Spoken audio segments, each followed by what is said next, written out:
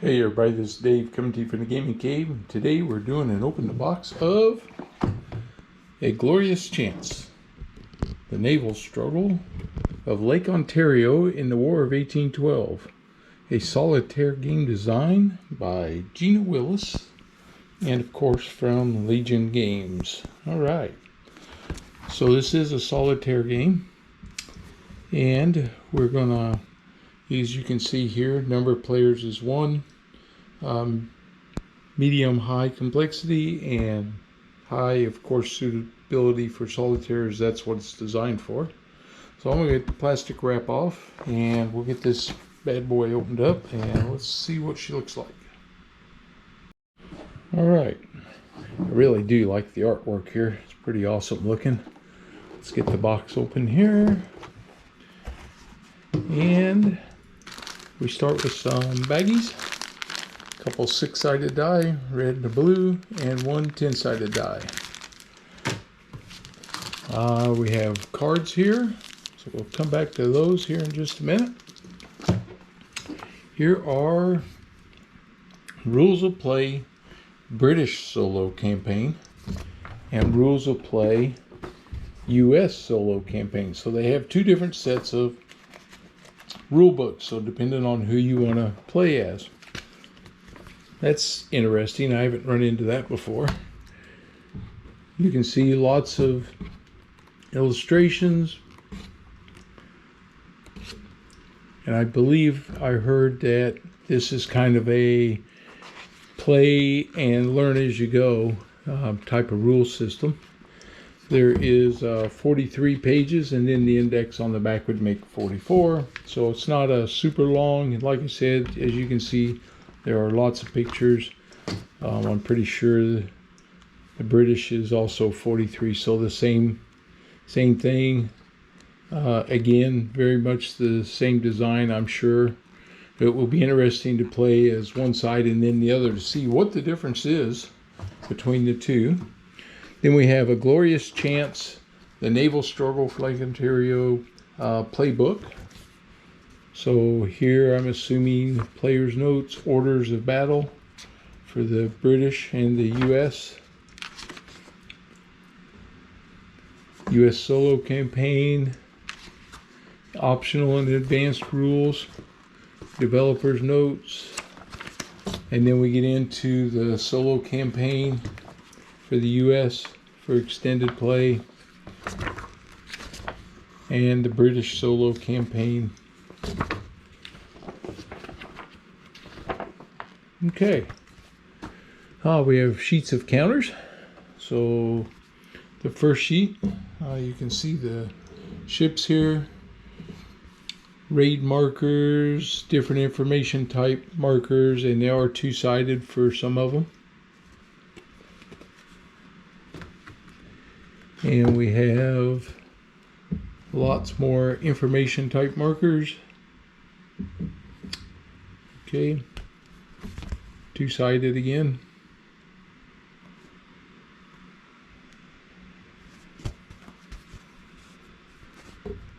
Not super thick as you can see, but they look like they're going to punch out pretty good.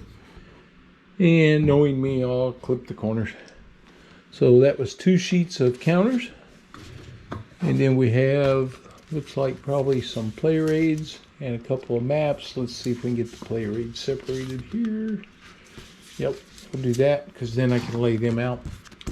So we have attacker tactics deck and defender tactics decks for the late combat sequences of play. They are one-sided there. American home front display, British home port display, British solo map key. I'm sure this is how we control the British. US solo map key. Okay. American AI force packages. Alright, so when the Americans are when I'm playing the British. The other side is late combat gunnery hit distribution. Land battle table. Key die rolls and numbers difference.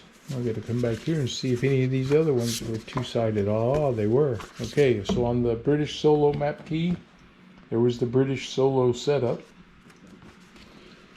The US Solo map key, the US Solo setup.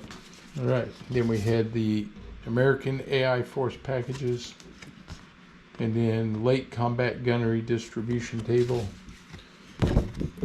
key die rolls and numbers reference, and the land battle table. Okay, so let's move the box out of the way and just we didn't take a real close look at this. It looks like a 22 by 34 US campaign map, same size British campaign map, 26 ship counters, 288 game markers, multiple player aids, playbooks. We saw all that. Okay.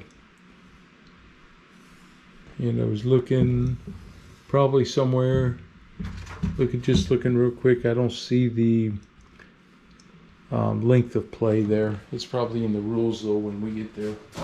But let's take a look at the maps and see what we got.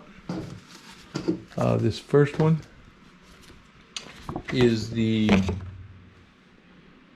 late combat force assembly zone for the US and for the British. So this is a map on the side.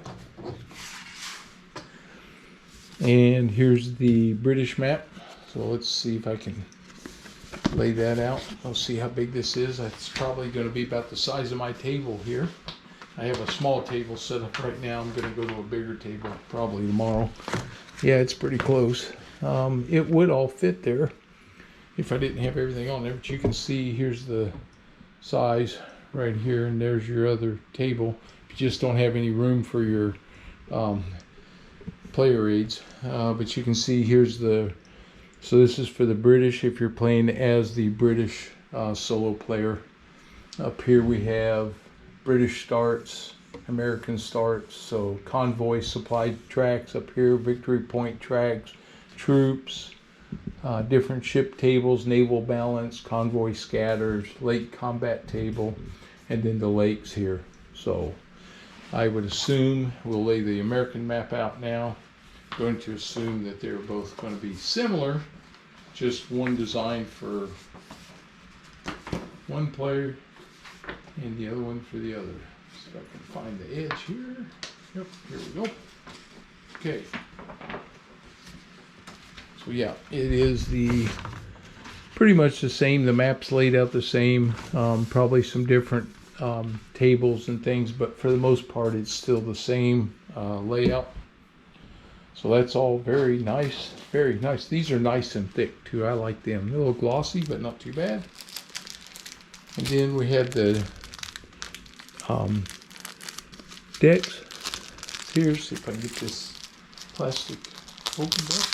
There we go. Oh, it was a sticky bag. Okay. We have targets, and I would assume with the red marking, and then the blue marking, one's for the British and one's for the US.